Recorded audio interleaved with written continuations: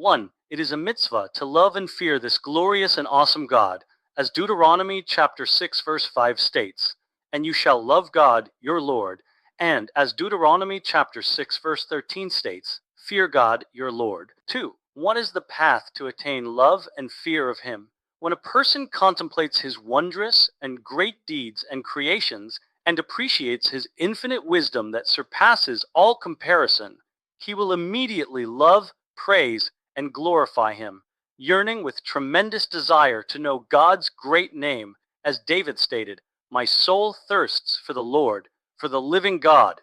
Psalms 42:3. When he continues to reflect on these same matters, he will immediately recoil in awe and fear, appreciating how he is a tiny, lowly, and dark creature, standing with his flimsy, limited wisdom before He who is of perfect knowledge, as David stated, "When I see your heavens, the work of your fingers, I wonder what is man that you should recall him." Psalms 8:4-5. Based on these concepts, I will explain important principles regarding the deeds of the Master of the worlds, to provide a foothold for a person of understanding to develop love for God. As our sages said regarding love, "In this manner you will recognize He who spoke, and thus brought the world into being." Everything which the Holy One, blessed be He, created within His world is divided into three categories. They include: A. Creations which are a combination of matter and form. They are constantly coming into existence and ceasing to exist. For example, the bodies of man and beasts, plants and metals. B. Creations which are also a combination of matter and form, but do not change from body to body and from form to form as do those in the first category.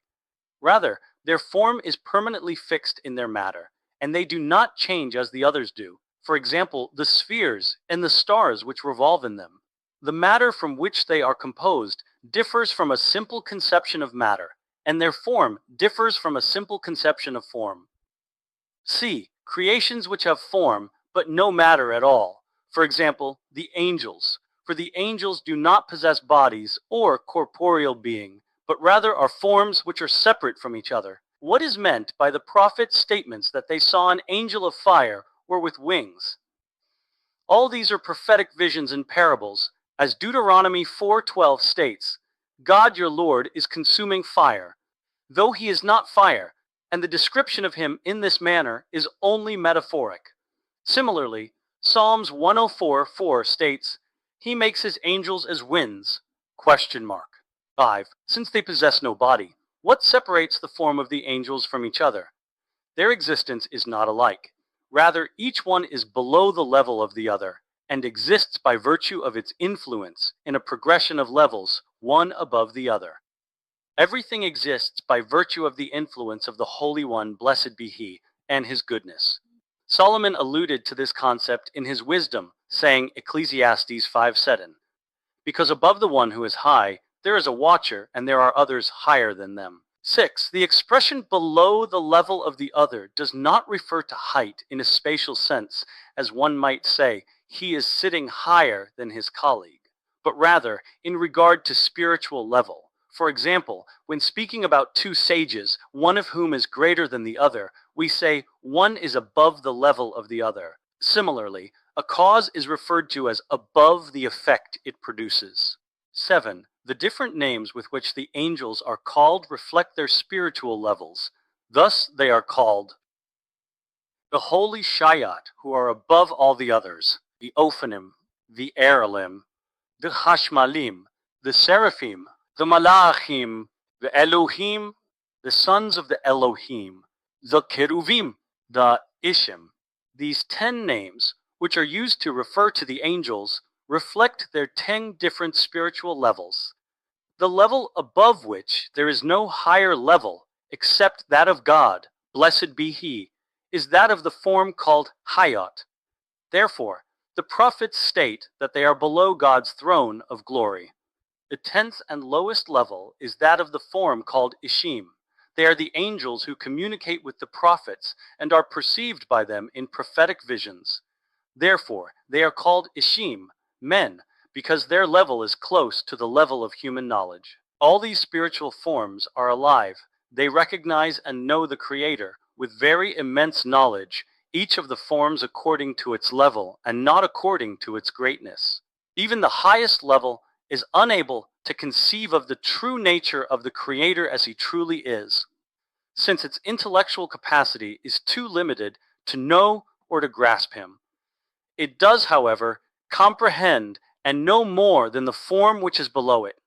This is true regarding each and every level, including the 10th level. This level also knows the Creator in a manner that surpasses the potential to know and comprehend God possessed by human beings made up of body and soul. None of these levels can know the Creator as He knows Himself. 9. All existence, aside from the Creator, from the first form down to a small mosquito in the depths of the earth, came into being from the power of His truth. Since He knows Himself and recognizes His greatness, beauty, and truth, He knows everything, and nothing is hidden from Him. 10. The Holy One, blessed be He, recognizes His truth and knows it as it is.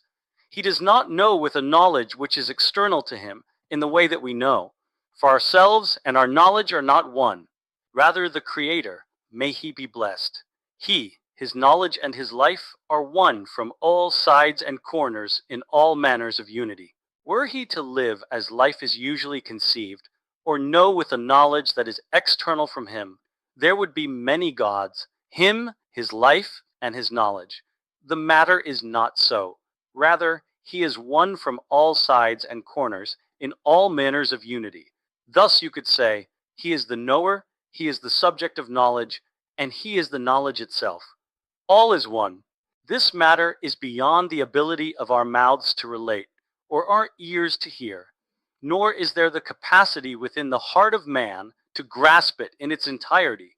In expression of this concept, Genesis 42:15 states, Che, by the life of Pharaoh, and I Samuel 25:26 states, Che, by the life of your soul, but I Samuel Ibid does not say, Che, by the life of God, but Chai Adonai, as God lives. This shows that the Creator and His life are not two, as are the lives of living beings or the lives of the angels. Thus, He does not recognize and know the creations in terms of the creations as we know them, but rather He knows them in terms of Himself. Thus, since He knows Himself, He knows everything, for the existence of everything else is dependent on Him. 11. The concepts that we have mentioned about the subject matter in these 2 chapters are like a drop from the sea when compared to what is necessary to explain this matter. The explanation of all the fundamental principles of these 2 chapters is referred to as Maaseh Merkavah, lit, the work of God's chariot. 12. The sages of the early generations commanded that these matters should not be explained except to a single individual at a time. He should be a wise man who can reach understanding with his powers of knowledge. Afterwards, he has given fundamental points, and an outline of the concepts is made known to him. He is expected to continue to contemplate until he reaches understanding with his powers of knowledge and knows the ultimate meaning and depth of the concept. These concepts are extremely deep, and not every person has the knowledge necessary to appreciate them. In his wisdom, Solomon described them with the metaphor, Proverbs 27:26, lambs for your clothing. The root kevis, lamb, also has the meaning hide. Thus, our sages interpreted this metaphor to mean, matters which are the secrets of the world will be your clothing, i.e., they will be for you alone, and you should not discuss them in public. Concerning them, Proverbs 5:17 teaches, they shall be for you and not for others with you. Similarly, the Song of Songs 4:11 states, honey and milk will be under your tongue. The sages of the early generations interpreted this as a metaphor. Subjects that are like honey and milk should be kept under your tongue. Please share this video to spread the goodness. Be well.